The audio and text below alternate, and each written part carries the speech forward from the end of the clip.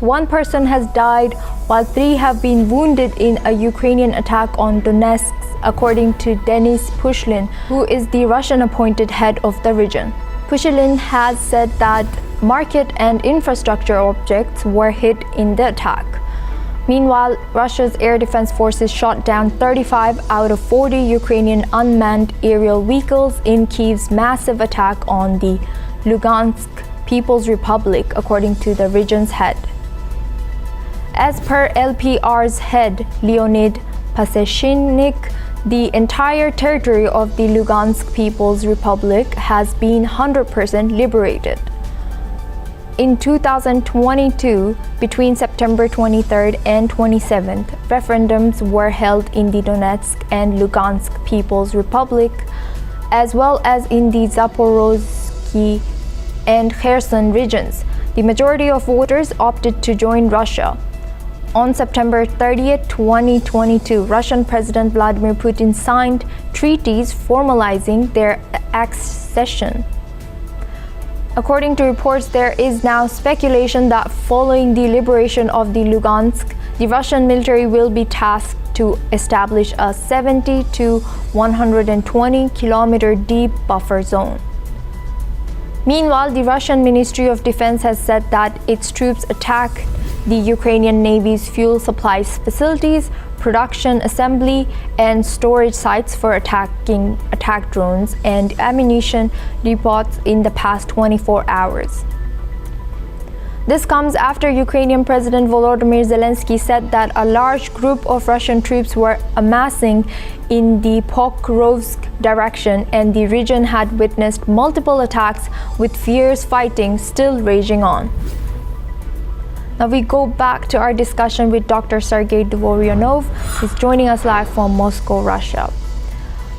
What more can you tell us about the situation that's unfolding, that's intensifying in recent weeks and months we see with between Russia and Ukraine?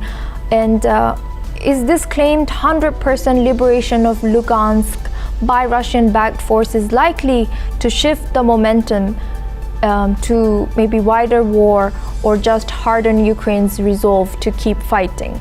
Regarding this, I can say that right now we are very close to the new election of the new president of Ukraine. We are very close to the situation. Everybody understands it. That's why Mr. Zelensky is so active to jump from one country to another country to receive some support. But first question, he should be elected officially. It's a democracy. He put his nation to the pain and war, and before election he promised his nation that he will stop this war, but he increased this war. This is a karmic reaction, is a karma only. And according to our policy, we can see that we should complete our historical mission. Which mission? We should put justice like a main principle between relationship between any countries. Justice is following to dharma is a universal principle. That's why, of course, we increased our attack to the military objects of the Ukrainian army. And it will be continue. It will be even more level. We cannot expect anything more.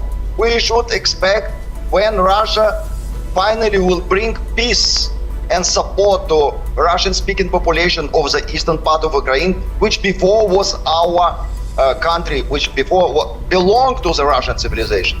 That's why, of course, we should only pray a lot that new election in Ukraine will start soon, only for this.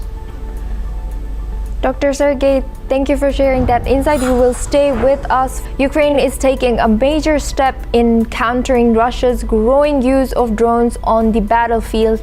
Its defense innovation hub, Brave One, has launched development of a new type of anti-drone ammunition aimed at helping ground troops shoot down aerial threats. The new round is chambered in 5.56 millimeters, the most common caliber used by Ukrainian infantry.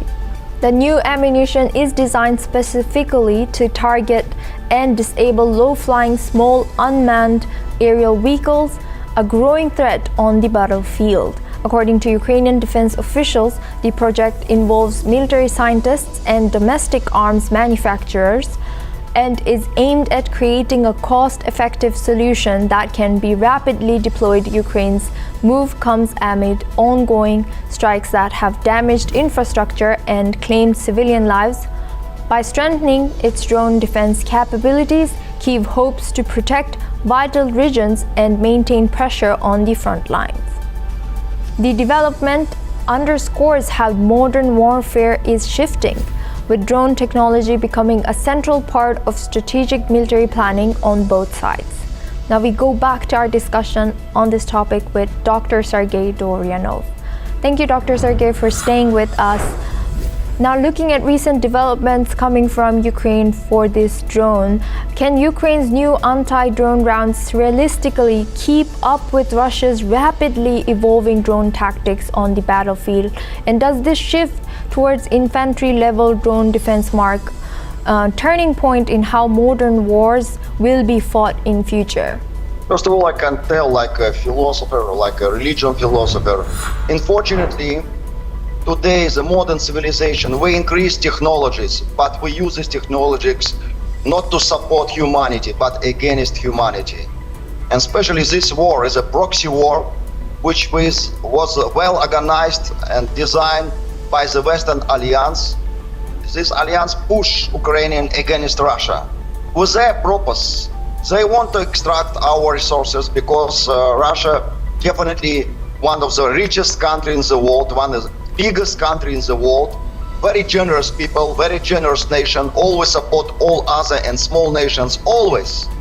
That's why our generosity is like, you see, this is the main aim of Western Alliance. And right now we can see, of course, is this proxy war including a lot of new innovations in their defense. But finally, we should understand most important and moral mission of our country. We should attack Ukrainian army because we want to support Russian-speaking population. That's why, as you know, our country is very famous because of our scientists, because of our weapons, which we supply to different countries, to Africa continent, even to India as well. And our scientists will find the solution.